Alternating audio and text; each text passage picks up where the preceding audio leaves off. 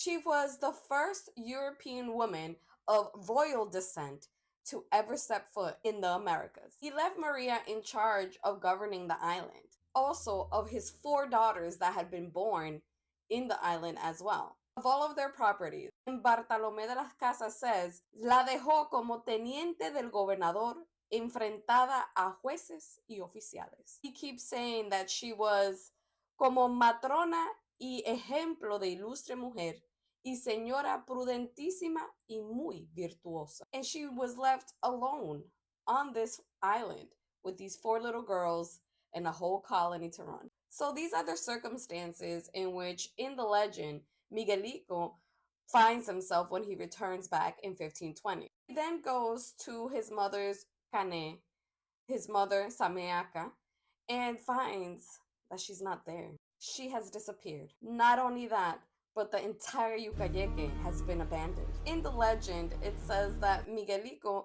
decided to become part of the rebellion with the indigenous population, in that they wanted to name him their cacique.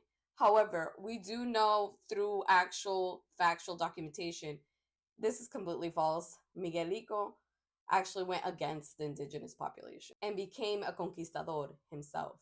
However, we'll follow the legend and continue on. So in the legend, he allies himself with the indigenous rebels. The leaders and warriors of ZAMEACA hide themselves in an aquatic cave inside of a lake. They would come out at night and attack the settlers of Santo Domingo. Soon, the Spanish realized that these attacks were planned and they were being done by the indigenous warriors of ZAMEACA. They began to spy on these attackers and they realized that they were nearby, near a lake.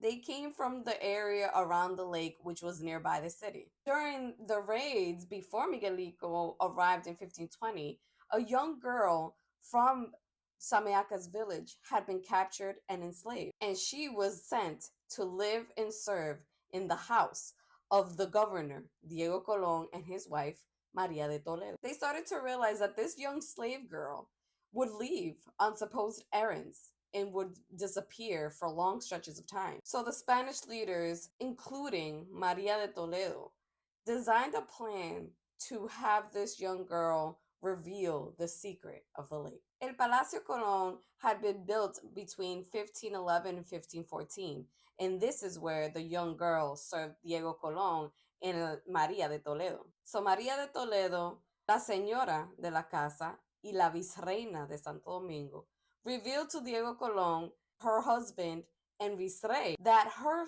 servant girl, young slave girl, was obsessed with one of the many combs that she had in her hair. So she offered this beautiful, elaborate comb to Diego and told him to put his plan into motion. Diego took the comb and presented it to the young slave girl and said, if you reveal where the chiefs of ZAMEACA are planning, where they are, I will give you this comb as a reward. But she didn't immediately reveal anything, so he continued to pressure her. She finally agreed on one condition, that her lover, her partner, who was one of the chiefs that was hiding inside of the cave in the lake, be spared any punishment. Diego gave her the comb anyways, and they made plans for her to take them to the location that very afternoon. So she wrapped up casabe and fruit and took them to the lake. Diego ordered a couple of his soldiers to follow her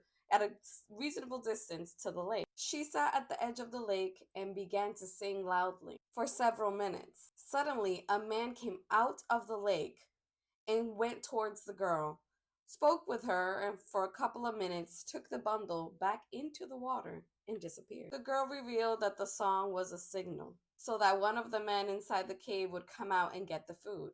There was a hole on the top of the cavern where they could hear her singing. The next day, the same thing happened. The young girl took some casabe, fruit, and other things and went towards the lake, the soldiers following behind her.